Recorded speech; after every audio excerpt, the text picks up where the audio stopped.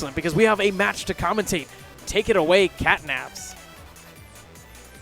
Ooh, it's Sethlon. Yep. I've always heard so much about him. One of my friends is super, super obsessed with him. Because Roy? No, But Sethlon he's is- playing Link right now. No, he's not. He's playing Roy. He's not? Oh, yeah. No, Zest, actually, his opponent is playing Link. But Okay. Sethlon is going to be opting for that Roy that we know and love him for. You know, he's made some waves ever since Melee repping this character, and I'm really excited to see what he's going to be doing with this beefed-up Roy in Smash 4.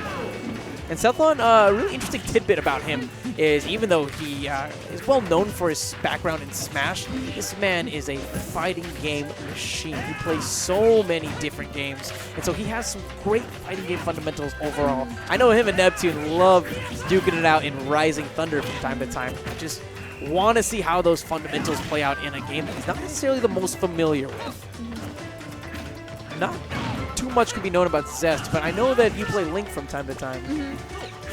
What he needs to do, I think he needs to be creative with his projectiles, because going up against Sethlon knows his stuff. He's very familiar with it, so he needs to come up with some creative way to surprise him and get enough damage so he can smash. Oh, yeah. Especially, you know, use one of the smash attacks to knock him out of the park. But that's also one of the problems that I'm seeing with Zest. Sethlon was able to put on so much damage because of how Zest is playing. You can notice he'll throw out a projectile and then he'll charge up a smash attack, hoping Sethlon will just walk into it. But Sethlon, he's one of those players with those great fighting game fundamentals. He will punish you for whiffing non-committal options just like that. Gets the grab, forward smash, almost takes the stock right there. Zest finds himself on the receiving end of that fair, but he's going to use that platform, make it back. Sethlon's fair not connecting before he landed on the ground. Earlier, I saw Sethlon shield, and I think Link should have taken advantage of the distance with his grab to be able to back throw, or at least get some damage off. And instead he tried to attack, just jab, and it didn't. I feel like he could have used it to a different advantage.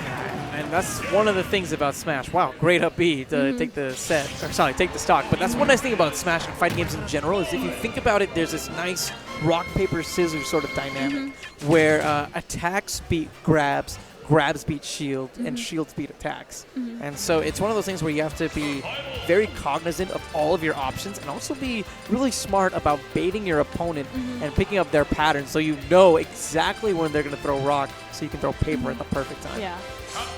Ooh. Little character change. I'm liking Zest's new flavor. Going for that Captain Falcon for game number 2. He needed a big change. I just want to see how it works out. Show me your moves. See, it's funny because I'm so used to commentating, Swordsman and Falcon in Melee, and in those games, both of them are very dash dance-centric characters. But in Smash 4, you don't really have those same dash dance type of capabilities. You have pivot dancing, things like that, but it's not quite the same thing. So I know that one thing that Zest will be looking for probably is that dash grab. I know you get a lot out of that as Falcon, and I'm curious to see what Sethlon's going to do. Probably utilize that disjointed hitbox just to make it so that Zest has a really tough time coming in.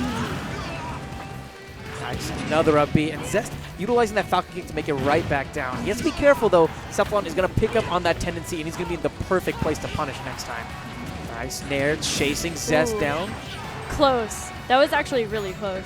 Oh, yeah, it was close. But see, Sethlon that time with the adaptation, he understood that the Falcon kick was an option, saw that it was happening, gets the perfect shield, and was able to punish afterwards. Nice, grabbing that second whiffed dash attack, but missing with the fair that time.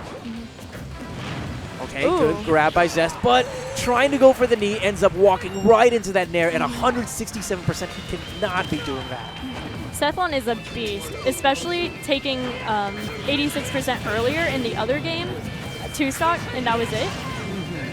Yeah, and he's trying to pick up more and more on the fact that Zest, he's one of those players who really just goes. He doesn't have an off button. Yeah. He doesn't have an off button. All he does is attack, attack, attack. And that's why Sethlon, I think, is more content to utilize a lot of shields and just a lot of waiting options, waiting for committal options like that down smash and then getting ready to punish them. He's a very patient player. Oh. And that benefits so much in Smash 4 from what I've noticed. Yeah, you don't always have to be the aggressor. Playing a counter-puncher style can go a really long way, especially given Smash 4's excellent defensive tools.